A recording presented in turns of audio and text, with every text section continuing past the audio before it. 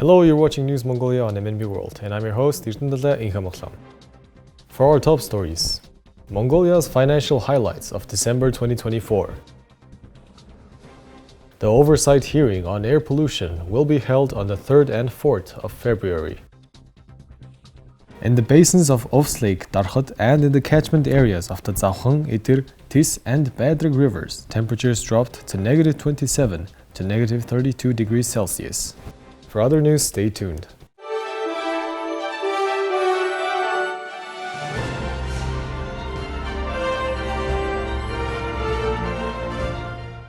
As of the end of December 2024, savings in Mongolia's national currency, the MNT, totaled 22.1 trillion, marking an increase of 4.9 trillion MNT compared to the same period in 2023. Of this total, individuals contributed to 19 trillion MNT, while enterprises accounted for 3.1 trillion MNT. Savings in foreign currencies fell by 142.6 billion Mongolian tugriks, or 2.9% year-on-year, amounting to 4.9 trillion Mongolian tugriks. The total outstanding loan balance extended to enterprises, organizations, and individuals reached 37 trillion Mongolian tugriks by the end of December 2024. This figure reflects a significant increase of 9.7 trillion Mongolian tugriks, equal to 35.3% growth compared to 2023. Individuals, or 61%, have taken personal or mortgage loans. Businesses and companies have taken a significant portion of loans, such as 36%, likely for operations expansions or investments. Government-related institutions or state-owned organizations have borrowed a small portion equal to 1.2%. Banks or other financial entities have borrowed 1.2%, possibly for liquidity or funding purposes. The outstanding balance climbed to 33.9 trillion Mongolian tugriks, up 1.5% of total loans. Watchlist loans reached 1.3 trillion Mongolian tugriks, increasing by 6.3 billion MNT, or 0.5%, accounting for 3.5% of the total. Non-performing loans decreased to 1.9 trillion Mongolian tugriks, a decline of 172.6 billion year-on-year, representing 5.1% of the total. As of November 2024, mortgage loans provided to individuals by commercial banks and the Mongolian Mortgage Corporation totaled 9.2 trillion, reflecting a growth of 1.8 trillion Mongolian tugriks compared to the same period in 2023. Next month, the Strait Great Khorol will hold a special oversight hearing on the issue of air pollution. As part of this initiative, the working group has decided to organize 3 discussions.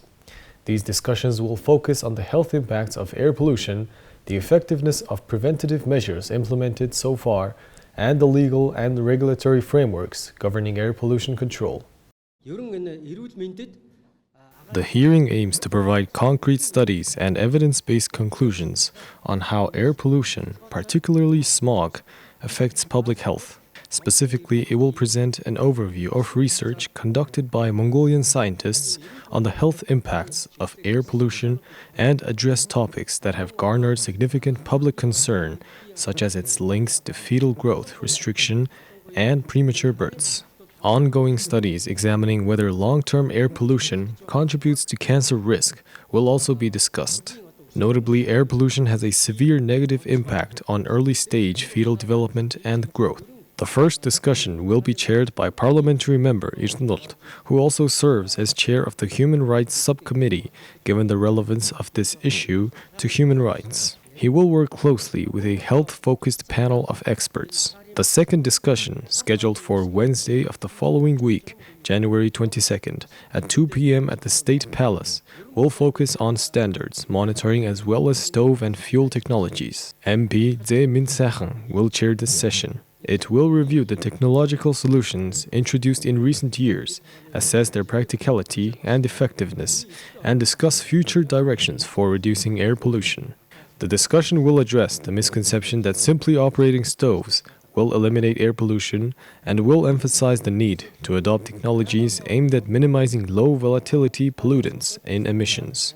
This session will serve as a significant platform for advancing technology-driven solutions. Technology engineers and individuals with proposed solutions are welcome to participate in this discussion. The third sub-discussion will cover a broad topic: legal frameworks, policy implementation, funding, expenditures, and accountability related to air pollution. This discussion will focus on how trillions of tugriks have been spent over the past 20 years on air pollution reduction policies and evaluating the outcomes achieved. MP Baidrag will lead this session, which is anticipated to be great of significance.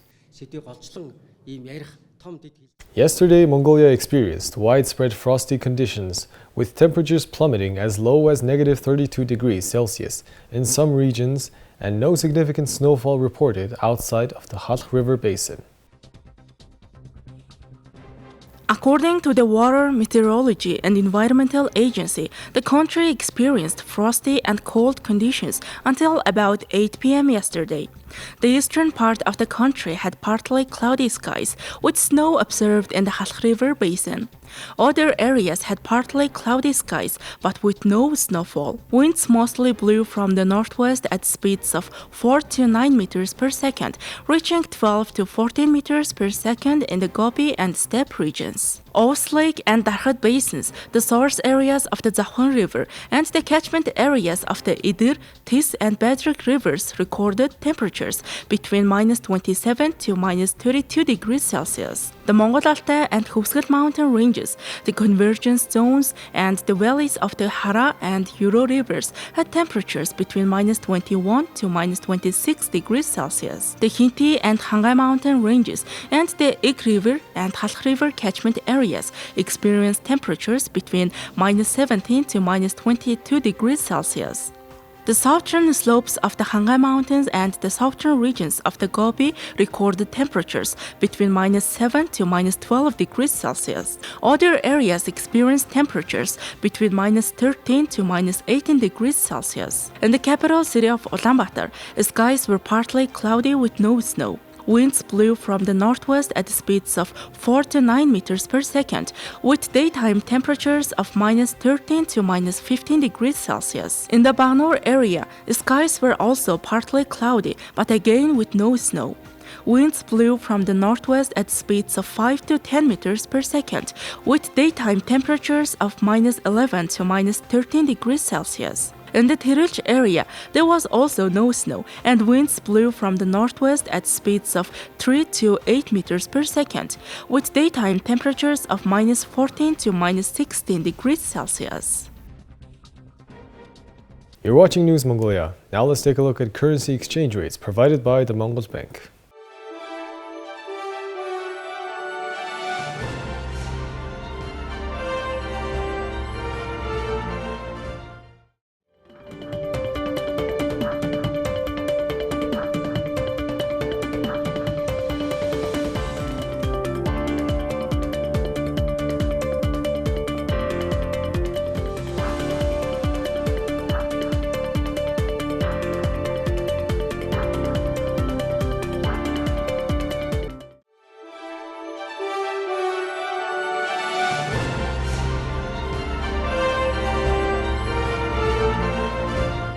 Thank you for staying with us. Now we'll shift our attention to foreign news provided by our international partner news agencies.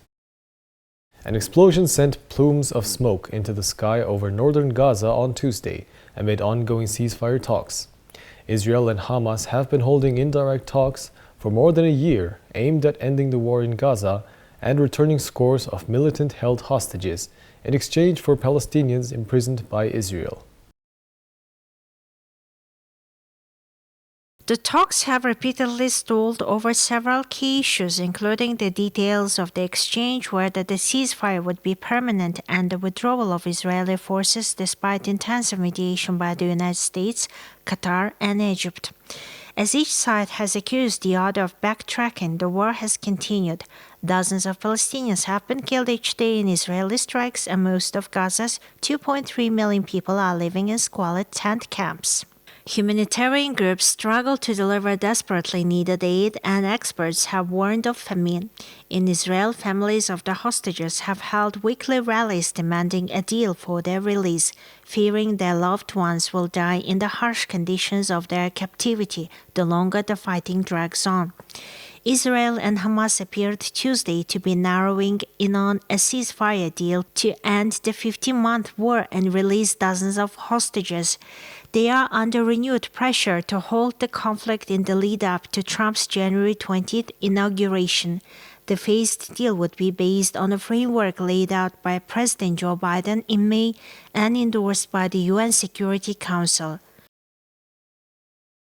Pentagon spokesperson Major General Pat Ryder told reporters on Monday that upwards of 1,800 California National Guardsmen have been activated to support efforts in the Los Angeles area wildfires.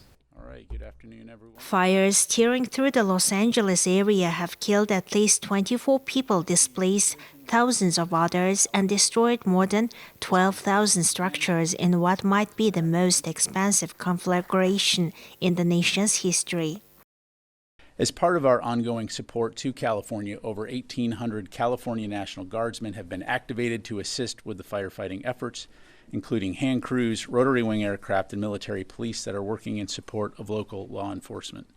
Additionally, 8 C-130s equipped with the Modular Airborne Firefighting System, or MAFS, are currently on station at Channel Islands Air National Guard Station to support aerial firefighting efforts. Six MAFS missions were flown over the weekend, dropping over 16,000 gallons of fire suppressant, and additional MAFS missions are anticipated for today. And as you heard me say, they've increased the number of National Guardsmen that have been activated, upwards of 1,800 now. And of course, as Sabrina highlighted on Friday, we are doing everything we can to lean as far forward as we can to be prepared to support the needs of the lead federal agencies. And so, as I'm sure you can appreciate, there are capabilities that California and FEMA are already employing. So these assets are available to be introduced into that mix should they be needed and when they're needed. A different topic. Could you give us an Separately, in response to a question on whether Russia is gaining an upper hand in the conflict in Ukraine, the spokesperson noted that they are seeing on the battlefield that Russia has made some incremental gains, but noted that they have not achieved any strategic gains. right now? What we're seeing on the battlefield is that, especially in the east, Russia has made some incremental gains. Of course, it's very tough fighting. As well as in the Kursk region as well. But when you talk about the upper hand, of course, tactically, again, other than those incremental gains, what you're seeing strategically is that, again, Russia has not achieved any of its strategic objectives that it set for itself almost 3 years ago. At the end of the press briefing, Ryder thanked Defense Secretary Lloyd Austin and Pentagon staff, announcing that today's press briefing will be his last as the new administration is set to take place next week. On Tuesday, Pete Hegseth, President-elect Donald Trump's nominee for Defense Secretary, goes before the Senate Armed Services Committee after weeks of meetings during which some senators have questioned his fitness for the role amid allegations of excessive drinking and sexual misconduct. The Pentagon chief's authority over the U.S. military is second only to that of the president's. To assist with the firefighting efforts. Well, that's all for today. Thank you for staying with us. We'll see you tomorrow with more news and updates. Goodbye.